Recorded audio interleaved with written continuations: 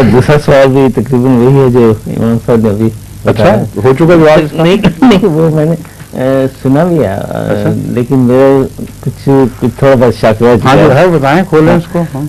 मरने के बाद रूह खुदा ताला के हुजूर में हाजिर होती है और उसके बाद आलम बरज़ख की हकीकत क्या है?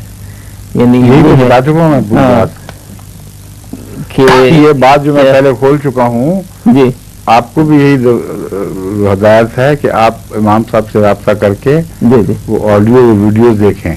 जी उसमें फौरी पेशी का भी जिक्र है जो मौत के मान बाद होती है, जी जी और आखिरी पेशी का भी जिक्र है जो मरने के बाद जी उठने में होगी, और इस दरमियानी अरसे में क्या होगा, ये सारी बातें मैं बयान कर चुका हूँ। जी समझे? मेहरबान। मैं